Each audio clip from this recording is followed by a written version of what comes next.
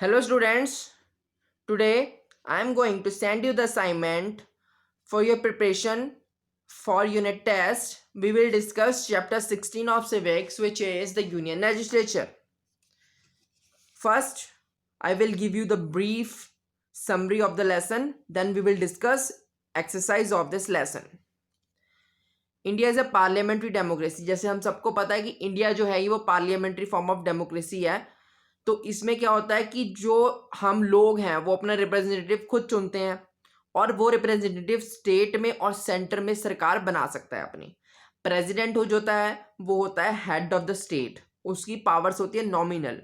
वो अपनी पावर्स किसकी एडवाइस पे चलाता है? प्राइम मिनिस्टर और काउंसिल ऑफ मिनिस्टर्स की एडवाइस पे। जो प्राइम मिनिस्टर की काउंसिल ऑफ मिनिस्टर होती है उसकी एडवाइस पे चलाता है।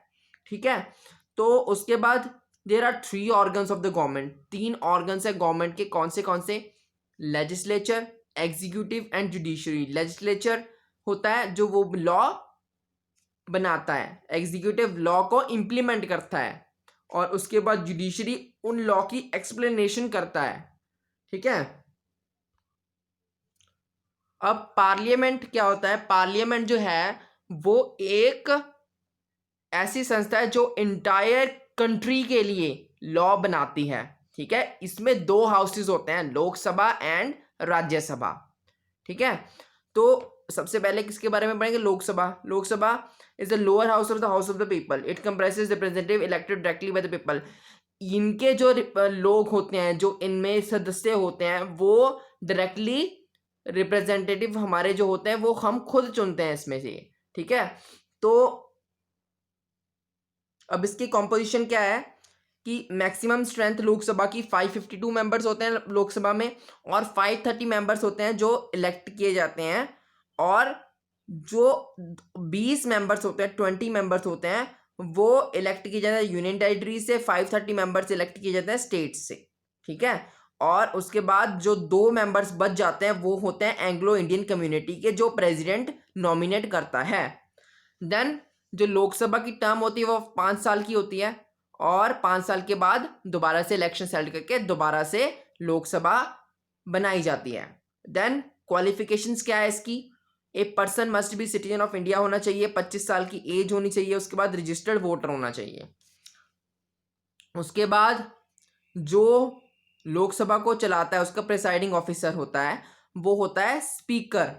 ठीक है, हर एक मीटिंग को जो अटेंड, मतलब जैसे किसी मीटिंग का हेड तो वो होता है स्पीकर। उसका काम ये होता है कि सारे सेशंस को देखता है, कंडक्ट करता है, डिस्कशंस को कंडक्ट करवाता है, उसके बाद वहां पे डिसिप्लिन भी देखता है। देन आता है राज्यसभा। राज्यसभा अपर हाउस होता है। ठीक है, और इसके जो मेंबर्स होते हैं वो इनडायरेक्टली इलेक्ट किए जाते हैं। कौन इलेक्ट करता है? Legislative assemblies of the state. अब इसकी कॉम्पोजिशन कैसी है? इसकी कॉम्पोजिशन है 250 मेंबर्स आर देयर। उसमें से 238 मेंबर्स होते हैं वो स्टेट्स और यूनियन टेरिटरी से चूज किए जाते हैं। उसके बाद जो 12 मेंबर्स रहते हैं वो प्रेसिडेंट नॉमिनेट करता है अलग अलग फील्ड से, चाहे वो आर्ट्स की फील्ड से हो, लिटरेचर की फील्ड से हो, साइंस की फील्ड से, स्पोर्ट्स की फील्ड से, या सोशल सर्विस की फील्ड से हो। ठीक है, उसके बाद आता है टर्म। इनकी कितनी टर्म होती है? राज्यसभा की टर्म होती है, इसकी कोई भी फिक्स टर्म नहीं होती। मतलब एक मेंबर को इलेक्ट कर लिया जाता है, वो 6 साल तक काम करता है। ठीक है, अगर कोई मेंबर पहले इलेक्ट हुआ है, वो 6 साल उसके कंप्लीट हो गए, तो वो चला जाता है, उसकी जगह न्यू मेंबर आ जाता है। ठीक है, तो ऐसा काम होता है राज्यसभा में। उसके बाद इसकी qualification, citizen of India, 30 years of age and registered voter. उसकी 25 ईयर्स, इसकी 30 ईयर्स ऑफ एज। अब जैसे उसके प्रिसाइडिंग ऑफिसर स्पीकर थे, तो जो राज्यसभा होती है उसके प्रिसाइडिंग ऑफिसर होते हैं vice president of India.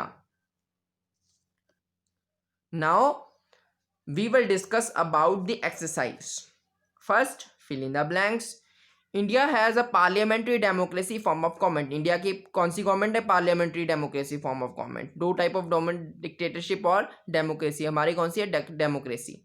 Then the president is the head of the state. Head of the state कौन होता है? प्रेसिडेंट। इसकी पावर्स क्या होती है? नॉमिनल होती हैं। किसकी एडवाइस पे चलाता है? प्राइम मिनिस्टर और उसकी काउंसिल ऑफ मिनिस्टर के एडवाइस पे। देन आता है there are 3 organs of the government. Legislature, executive and judiciary. The judiciary interprets law. Explain कौन करता है? जुडिशरी.